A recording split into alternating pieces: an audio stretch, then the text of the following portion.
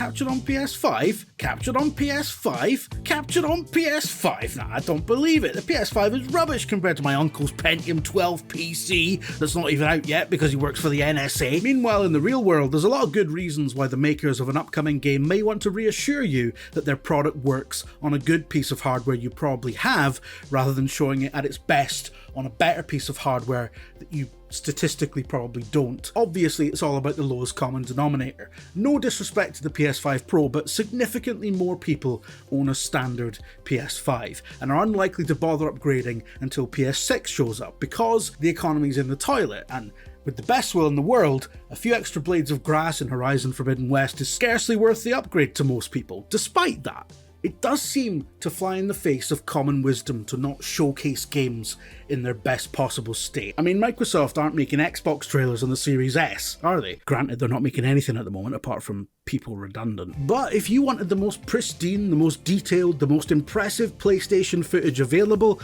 you'd capture from a PS5 Pro. Clearly, there are other more nuanced concerns at play. One of the maddest examples is the recent Unreal Engine showcase featuring The Witcher 4, which was purportedly running on a standard PS5 and at 60 FPS, despite featuring a suite of advanced next-gen lighting and visual effects. Seems far too good to be true, but our friends at Digital Foundry did a big deep dive interview on this, and well, this is that demo running on PS5. 60 FPS on a base console is totally achievable with all the features that we have. This is a major departure for CD Projekt Red, who've always tended to showcase their new games running in vision on PC. And although they've gone on to clarify that running a vertical slice like this isn't the same as doing it with an entire game, it's still impressive and pretty reassuring for those of us still rocking the older hardware that we might be able to play future games for years to come without going bankrupt. Remember when gameplay trailers were captured on absolute nonsense spec NASA-grade PCs that no mortals could actually afford? On the old VG247 YouTube channel, we still get regular comments on the infamous Watch Dogs E3 2012 gameplay demo that turned out rather infamously to be a 10-minute bullshot. The game didn't look like this. Certainly not on the hairdryers people were playing games on back in 2012. The sheer gulf in visual fidelity between this vertical slice and what people actually ended up playing rightly annoyed a lot of people, and I think it represented the start of a massive shift in what consumers were willing to put up with from games marketing. Ubisoft would go on to take a lot of flack for the state of Assassin's Creed Unity just a couple of years later, a game which promised the true arrival of next gen but could barely run on the platforms it was designed for. Okay, barely run is a bit of an exaggeration. It suffered from a few frame drops and the odd bug, but it was fine. I enjoyed it, and so did millions of others. What I'm doing here is copping to the fact that the media's propensity for sensationalism has a big part to play in stoking these fires too, and we are aware of it, but unfortunately we're trying to please the whims of unknowable algorithms as much as we're trying to serve your needs as consumers, which leads to people like me saying things like Assassin's Creed Unity could barely run on PS4, even though that's bollocks. I reviewed it on PS4 and gave it an enthusiastic 8 out of 10. I got a death threat for that. Anyway, it wasn't just Ubisoft taking pelters for that sort of thing either. All the way back in 2005, a pre-rendered trailer for Killzone 2 purported to show first-person gameplay, but definitely didn't. It's actually wild looking at this now that anyone thought it was real gameplay, but it speaks to the fact that consumers, gamers, are a lot more savvy about these things than they were back then. And not only that, we're far more concerned about our rights as consumers after decades of being about by every publisher you can think of in every which way they can think of. As much flack as gamers often get from people like me for being misinformed, entitled, angry weirdos, the majority of actual gamers, not the casuals or the outraged tourists, but the kind of people who know when Steam sales are on or when Summer Games Fest is happening, right?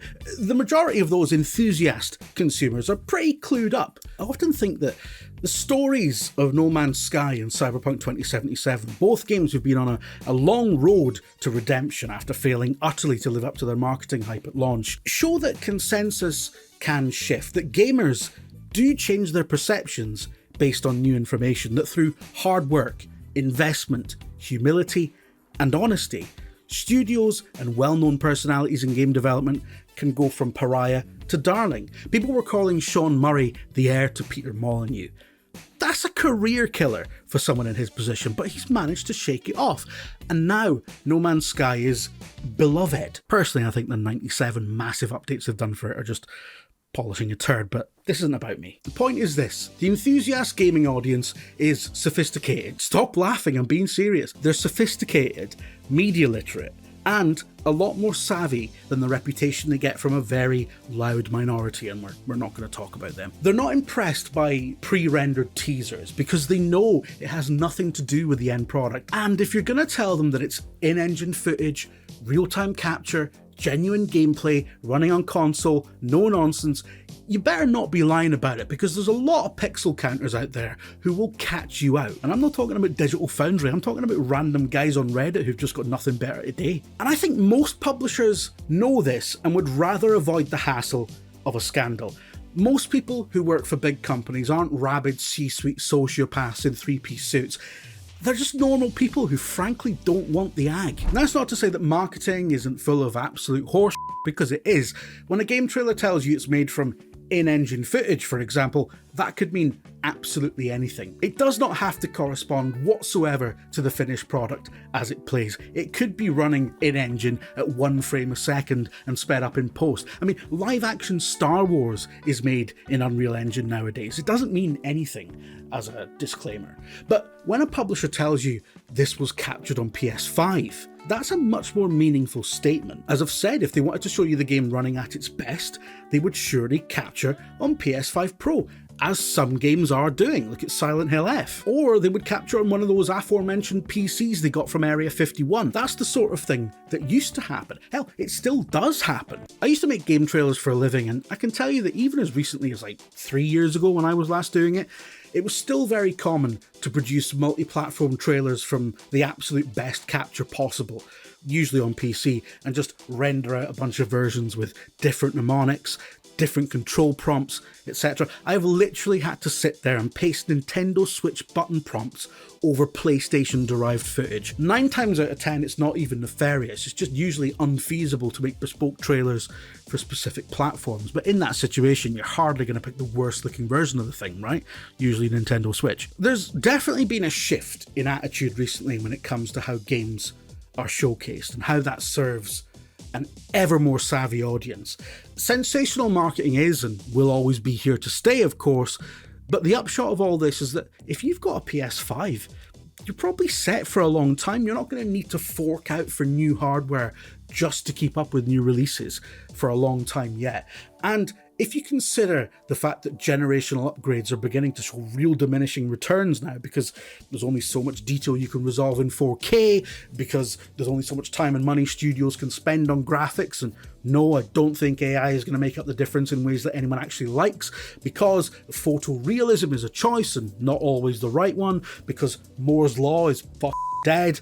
Take your pick, man. We're hitting every ceiling imaginable. We're never going to see the kinds of generational leaps we had years ago, like PS1 to PS2 or even PS3 to PS4. But I'm kind of okay with that, because as long as I've been alive, gaming is at its worst when people treat it like a tech product. Whether that's suits or punters, we're all guilty of it. And it's at its best when people treat it like a creative art. It is, of course, a bit of both, but I don't need to tell you which side of that equation should work in service of the other. And I also don't need to tell you that the balance has always been wrong. So, does captured on PS5 mean we're in for a long generation? No, and we know that plans are afoot for PS6 anyway, but I suspect we're in for a much longer cross-gen period than we're used to, as the global consumer economy remains firmly in the toilet. By design, frankly, but that's a whole other video. By the time we get to PlayStation 7, it'll be moot, because you'll either be jacking Roblox directly into your spinal cord, or you'll be a plane of sheet glass in an irradiated wasteland, and I can't decide which one of those I prefer, honestly. Yeah, I'm not playing Roblox. What was I saying anyway? Oh, yeah, don't worry about upgrading for GTA 6. You won't have to, honestly, it'll be fine. Want to boost your game collection and get a great selection of titles every month? Well, now you can with Humble Choice. Every month you get a hand-picked mix of awesome PC games, and this month's lineup is now live. Running through to August the 5th, you can grab Warhammer 40k Rogue Trader, Demon Ex Machina, Death's Door, Cat Quest 3, and much more. Whether you're building your backlog or discovering something new, now is the perfect time to pick up these fan favourites. And don't forget that every purchase helps a good cause, with this month's Humble Choice membership supporting Covenant House. Get a curated mix of PC games every month, all for just £8.99 a month. Skip a month or cancel any time, and know that 5% of your membership goes to charity. So if you love discovering great games and doing a little good while you're at it, check out Humble Choice today.